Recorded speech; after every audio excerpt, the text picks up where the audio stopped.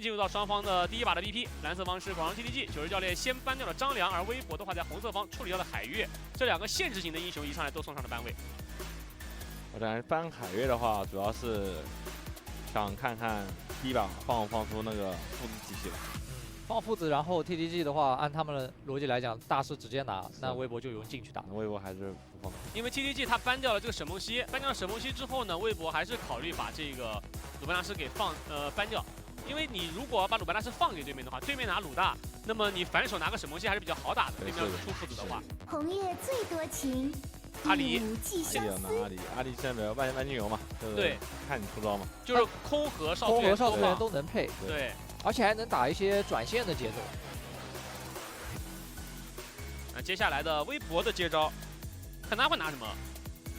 主要看他拿这个对位，对位要不要选一首歌呀？他直接出了个小乔，就是应该要出空王了。乾坤道空加小乔来打阿离，对，用小乔再把那个少资源给卡。回首献花。因为 TG 众所周知嘛，就是一个弹野的那种队伍嘛，他一般出少资源的作用很大，把你少资源卡住的话，你弹野发挥不是那么好用了。对，这个赛季嘉兴他的弹野占比是占在了84%之多。就一共拿了56把弹野，只有11把野合。对，而且空王和小乔这两个英雄是比较怕野合，弹野的话是比较能克制弹野的这样一个。凌驾于命运之上。选阿古朵，然后再把海诺拿到手，而是决心。海诺打一手空，没什么问题啊。而且中轴上海诺这个英雄就很强，很好抢中。然后同时有海诺的一边，中一塔基本上不会被挖掉。对，这手戈亚也非常巧妙。他这手戈亚一拿的话，我觉得微博的前3手组在一起，在中期秒人能力特别强，而且胜面比较大吧。他这种正面还能摇摆的后面右人出野和右人出弹野，还能省下英雄，对于 POC 来说是比较合理的。微博处理掉了苏烈，最近苏烈打空王好多，好用啊。就拿出来就是专门基本上都是用来跟空王打对位的。后续的话 ，TTG 则是搬掉了，都是对抗路啊，狂铁呀、关羽呀都送了上去，而微博依旧是开始搬9星。再搬个轻轻的英雄池。搬老夫子的话，这边可能想拿一个曹操或者马超，拿这2个英雄。但是马超的话打公孙离不好打，应该是偏向于曹操。偏向于曹操，因为曹打老夫子是真的太难打。是的，我感觉所有英雄里面最能打曹操的，最好打曹操就是老夫子。夏洛特，但是曹操 TTG 肯定是不会放给你，因为微博他搬这个老夫子，他现在已经到了什么地步？就是我不管你这个队伍他到底用没用过老夫子，我为了让我拿到一个比较好用的曹操，我都会把他给搬掉。是的，不管红蓝方。那微博这边的话，第4手直接出夏洛特之后，那 TTG 你如果是想要打 B 线，就只有司空刃了。好，这种哪吒。哪吒的话，那就是阿古朵去走发育路吗？不是，阿古朵还是打野，哪吒去边路。哪吒去边路了。对吧？公孙离已经出了嘛，对吧？他所以他是一个边路哪吒，边路哪吒在这个赛季青青的手里，目前为止我们是没有看到过的，在这一个赛季。我去年赛里还遇到过的。你遇到过他用是吗？他的哪吒、白起很多的，他的英雄值很多。但是今年啊，春季赛、夏季赛，我们没有看到过青青用过1把哪吒。但是我在这个赛季有看到过有队伍使用哪吒打野去打到对面的英雄是一个小乔一个戈亚的对局，还挺好用的。就只要哪吒他经济高，你打小乔戈亚一个大招飞过去，团战的时候找你后排，你这小乔戈亚都打不了输出。但是这个英雄走对抗路，他是没有打野那个经济的。对，那九子教练考虑的应该就是带线，应该没有什么好跟那个夏洛特带线的吧？选一个能打团好切 C 的吧。但是微博这边10楼出了一个。黑金虎的黑金虎太给他克死了，太好发挥了！我要打这 TG 5个英雄都太好发挥了，我还这把。你觉得微博更好用？这把阵容82开吧，不出意外。我感觉也差不多。我觉得哲哥这第一把有点像赛马阵容啊。但有一说一，我们在这个 BO7第一把看到的，用一些较弱的阵容的来去开局的，今天有一个比较权威的人，就是奶茶，坐在了评论席。最近我们看 AG 也是比较喜欢在第1局比赛的阵容拿的，其实没有那么的强力。那 AG 这个队伍基本用阵容强弱来考虑了呀。我不知道今天 TTG 到底怎么想的啊？但 TTG 这套阵容，如果像2位说的，这一上来搞个28开，这28开的里面，你毕竟是用了在目前版本里面还是比较主流的一些英雄的。你比如说公孙离加上邵思源，你在面对到对面是割亚加空的过程当中，被克死了，对吧？被克死了。你在蓝色方 BP， 你被对面红色方这样做，你确实有点难受，因为你毕竟是1场的阿离嘛。然后后续的话，因为微博没有ban掉邵思源，因为他觉得我不怕你。对，我不怕，我有小乔加空空儿，邵思源给你，你出来的话，团战你都不敢飞。主要是你阿古朵已经说了，阿古朵配邵思源是不带发挥的，阿古朵得配个前排硬一点的不，邵思源得配个前排硬一点的打野。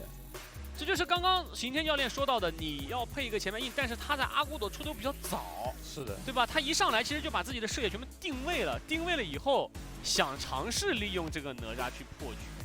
他给我一种感觉就是自己出了公孙离，应该是知道对面会拿戈亚去打，但是看到对面出了手小乔之后呢，又不太想去出这个凯，就感觉这个凯好像出不了，然后就选了一个阿古朵，要给你这样对着耗一下。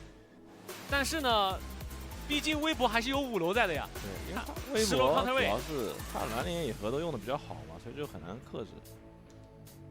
对，刑天教练一上来，今天 BO7第1把，我记得上个赛季败之组决赛也是我们打。对，我也看好了微博。什么意思？这确实好打呀，确实好打。就阵容确实不错很难不说出自己的真心话。但是跟上次不一样的是，上次我觉得他是社服好发挥，这次是上野好发挥。那上野好发挥就刚好对位了嘛？对位，这是对位了这个赛季北京微博的这个上野的表现实在是太惊人了。首先上场比赛的时候，易学也说了嘛，这个上野在今天就是昨天，他们是从转会加入北京微博那一刻开始，到昨天是1314，1314天，刚好过七夕啊。这个日子实在太好了。然后今天就是1315天，是 KPL 上野在一起打的时间最久的组合了。然后关键的数据就是他们2个人在这个赛季一起切 C 的数据太豪华了，就他们2个人一起联手切了113次后排，成功切入113次后排，同时他们2个人为这个队伍合砍了29次 MVP 出来。然后这场比赛刚好又是刑天教练觉得他们俩太好发挥的局，这就对上了。今天 TTG 他必须在这场比赛里面要尝试性的去像上一次交手一样去压制住、去限制住子墨。昨天子墨的那个发挥，如果你今天不限制他，他从昨天保持到今天的这个手感，可能会让 TTG 的后排有着巨大的压力。还好这一把 TTG 的后排是个公孙离，是个阿离，但是公孙加邵思源打老虎真的有点难打。对，碰到老虎是很难受，就是看暖阳这局的老虎怎么去限制小雪了。开局的话 ，TTG 感觉都得走一手换线，对你不能走一个常规对线的。他公孙离其实也就不是很烦这个空空儿，因为空空儿不是很好去定他嘛。是，他主要就烦老虎。他不仅要防老虎，还要上去切 C， 还要防那个小乔的大招 AOE 吹，然后又怕戈亚坦克斯也偷他，确实能防。这把阿离确实不是很好打啊，两位这么一说。但是有一说一小雪这名选手确实强的离谱，强，不能用这种常理去理解他，对吧？我们 KPL 这么多年了，这迈入第10个年头了。这第10个年头里面，我们又看到过几次初登赛场不足1年的发育路选手，能够在大话王环节披上斗篷，连说这么多次狠话。也就他了，也就他一个人了。谁能够在这种情况下，一个年轻的新秀射手上来，被4个人捧在天上，然后成为队伍在比赛当中的绝对的射手？主要是他经历过跌倒，但他站起来了。真没几个啊，真没几个。所以今天就让我们一起来期待一下这场比赛，在环境不是很好的情况下的这个公孙离的发挥。对，2025年夏季赛的最佳新锐，常规赛最佳新锐。来吧，让我们一起进入双方 BO7 的第1局。本局比赛，蓝色方是广州 TTG， 红色方是北京微博。这场 BO7 关乎着第2个夏季赛决赛名额的争夺，究竟谁能够去到杭州进入比赛？我是9瓶子，我是9柔黄超，我是北京 TTG 刑天。哎，我有个问题啊，是不是最佳新锐都能进决赛？哎，是不是这样的？我们上次来是花园，上次花园，在之前大帅。什么意思？我们且看今天比赛结果，好吧？这开局 TTG 整了一手换线，直接把公孙离放到上路去了，挺舒服的。他前期打跳特是得压制一下。而且少斯元加阿里是比较好压站边的射负组。而且 TTG 这个队伍打微博的话，他这样的换线真的挺好，因为他既可以让小雪在线上过得舒服，同时还可以限制微博最近状态神勇的子墨。然后青青这一手哪吒的话，召唤师技能带的也是非常有说法的，直接是一手终结，增加团战对后排的一个威胁。哎，这波中路靠了过来，赫兹过来干扰了一下小麦去拿下路的红隼，然后再帮助青青去抢这一波线权。不过此时此刻的梦溪也赶到了，空空儿跟过来之后也是依旧帮助小麦缓解压力，而暖阳跟过来之后，同时嘉欣也赶到，这下路的红隼变成了3v3的画面。这打了1分半，这红隼还没有落定。对，但到这个环节还是海诺比较强势，都有惩，小麦拿到了。这波下路的这个3v3的画面是我们平时在比赛里面对抗路看到的画面。对的，还是主要得看第二波小资源的控制吧，因为老虎这英雄一般是比较控那个边路资源的嘛，三甲和红隼。这波微博拿个线权，看他们动向，中野辅全都往上偏了。但这么一打，就夏洛特也挺舒服的，没有压住呀。这少斯元跟阿里，因为你下路的那一波1分半钟，大家是在争下路的那只红隼嘛。对，按照道理 ，TG 这个阵容，越这个夏洛特也是挺简单的。但微博的话，他这2个空间之灵的刷新都有派人过来去帮子墨控一下。哎，这波前期布置还是微博做的更好一些。今天我们在赛前的时候也跟刑天教练聊了一下，刑天教练觉得今天微博要获得比赛胜利，他更多的是要看听月的发挥。对，是看听月发挥。为什么呢？因为我觉得这个人对双边的帮助确实很大很大，神出鬼没的，这神出鬼没的。就他的节奏很重要。对，是的。而且微博是比较吃他带节奏的，因为暖阳毕竟是个野核，还是要多发育的。昨天比赛暖阳各种坦克野，今天暖阳一上来就老虎，就是3个人带节奏嘛，是中野辅3个人带节奏嘛。微博这边主要就是中辅嘛，他中辅要扛对面3个人，其实压力很大，能扛住的话，那你野和经济如果能比谭野高，那确实很好发挥。如果说野和经济跟谭野一样，那你这把就走远了。这波直接进到红区，上去炫一波，集火把嘉兴的阿古多给带走。同时，青青这个位置想跑也跑不了了，二技能直接回头，大招撞一下。那暖阳拿到了2连击破。刚刚我们看到暖阳在裴金虎胜场的10分钟经济均值是7800块钱。那这一把一上来，2个头加1血的进账。我们可以看一看10分钟的时候，他的经济到底能不能超过这个数据。是的，暖阳他本身就是微博这支队伍里面就是拿1血拿最多的，也是打野里面拿1血拿最多的。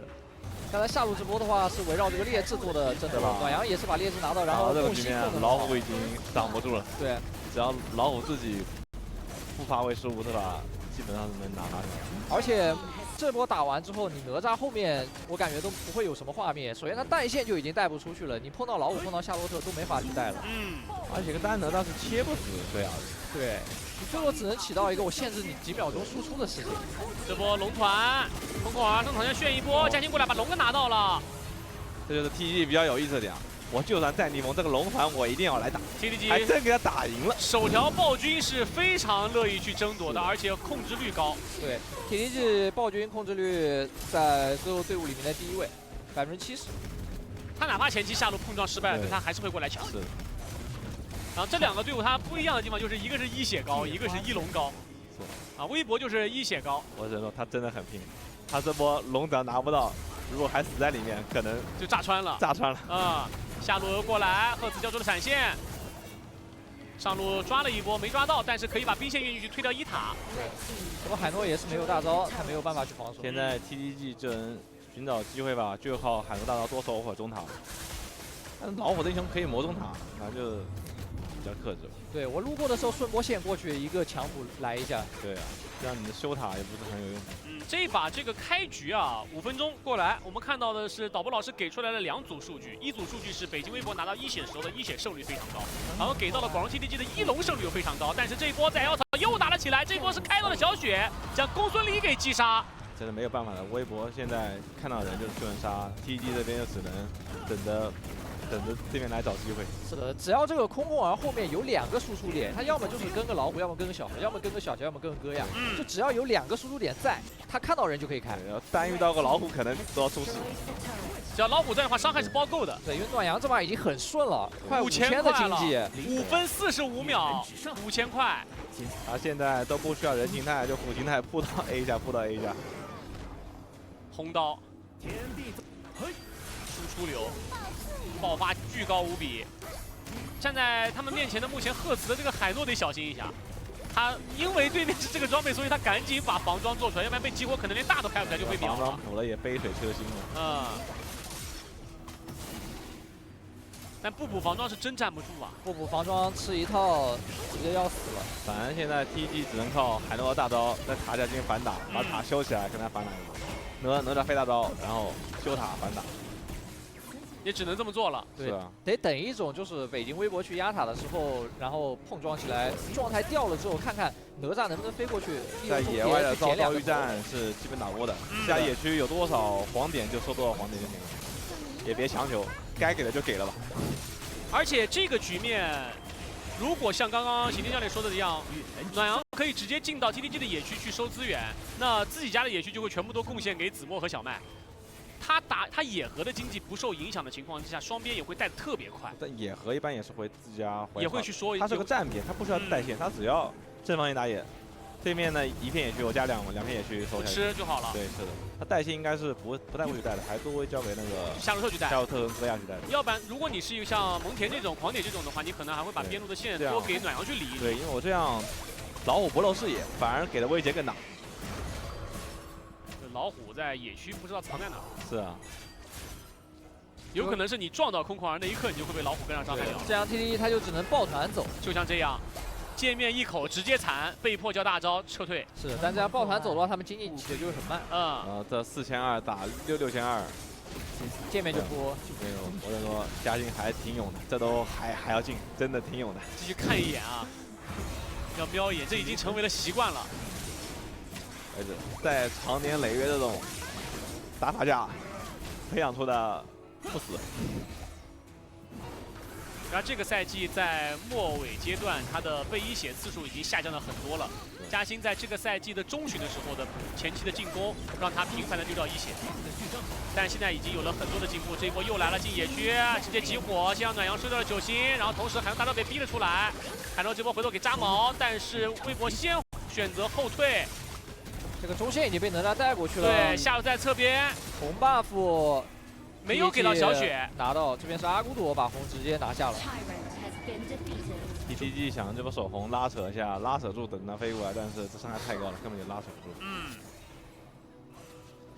但微博也成功干扰了 TTG 他这个红 buff 的归属。是的，不给公孙离就行。因为公孙离刚好这一波是已经有了末世，电刀末世在手，但是没红的话就有点难受啊。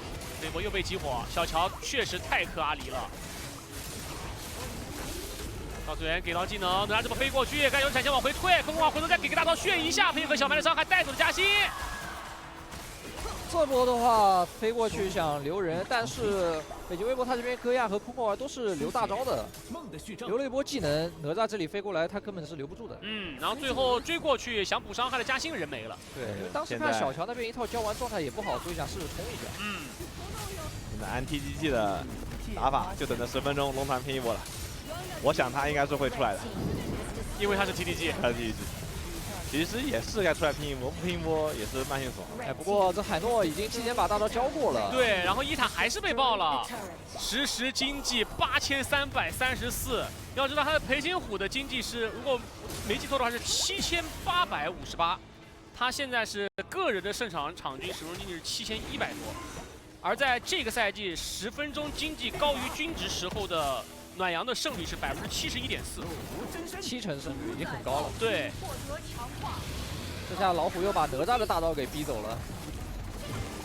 那这条龙就等老虎过来，北京微博就可以直接拿下了。但海诺没大招啊。对，海诺没大，哪吒没大，这种时候 TTG 争不了。还是会选择去试一下的。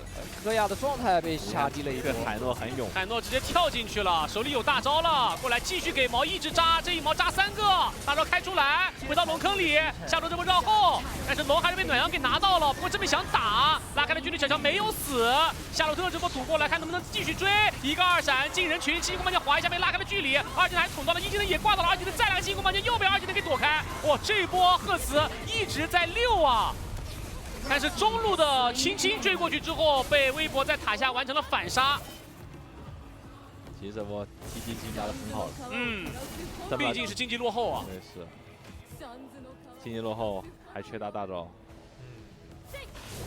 等了一波技能才打的。但在等技能之前，我觉得赫兹的海诺就已经把伤害拉得挺足的，一直在那边丢毛打伤害。然后小雪的公孙离在侧翼跟九星那边还逼了一手听月的辉月。灵感，他这波总的来说就是赫兹在龙团里面还是把伤害都打出来，是的，伤害打足了，而且等到了大招的刷新，然后上去吃了波急火，然后开出了大招，然后挂上了印记之后，回头又给了2毛。是的，微博反而有点惊险，因为后面看到全是残血。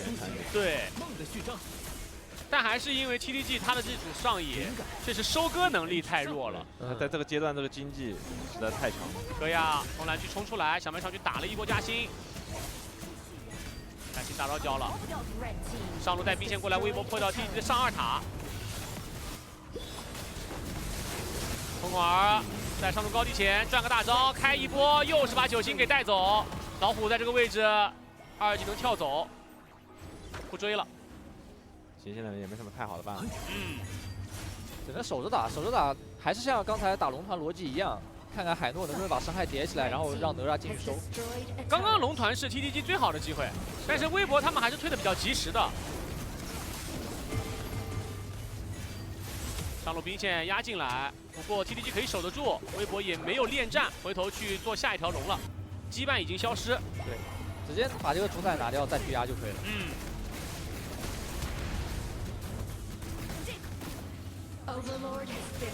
这波海诺大招被逼，他过来看这个视野就没法走了。是的，现在也就只能海诺去看了，其他人去看的话就是要直接被杀的。海诺得小心了，下波再这样上去要被秒了。小麦戈亚也是刚好把破晓掏出来了。他这么去看那个中路的长草还是有风险的，他如果要是被小乔2技能吹起来，对是，肯定要一套控死。对，就算不吹起来，可能也要被秒，伤害太高了。真的，他一个锁甲，一个不祥的扛不住的。而且他队友不会来帮他拆火的。现在少素媛上去看视野就是只能死，所以少应该不会上去，不会上去的，他只能让他去看。他现在只能靠阿古朵的小野怪看下去。对，阿古朵和他2个人，但是他现在已经不能再上去了。是。书写梦的序章。这下路高地 TTG 可能要直接放了。毕竟是暗影之境嘛。是的。火兵来了，开大招，把人赶走，挂了印记。但这波哪吒飞进去，想要撵一下小麦，但小麦有红 buff， 风筝了一波，开启了血手。青青这波进场之后再放个终结，但是没有用，自己还是倒了。换夏洛特进去之后，一个人去堵2个人，再来一个闪现上去，还在打1个打3个，2技能再回一口血，轻功剑再滑一下，回头再给个1技能，又是6的加薪，自己还没死。子墨一个夏洛特在人群里面游龙，下路队友带双龙兵想一波，赫兹没有大招 ，TTG 只剩下中路海诺1个人了。微博带兵线推掉水晶，让我们恭喜北京微博拿下第1局。如同2位所言，这阵容也像刑天教练说的那样，8-2开的阵容，在前期的下半图打出的效果，似乎把这个阵容的比例优势扩得更大了。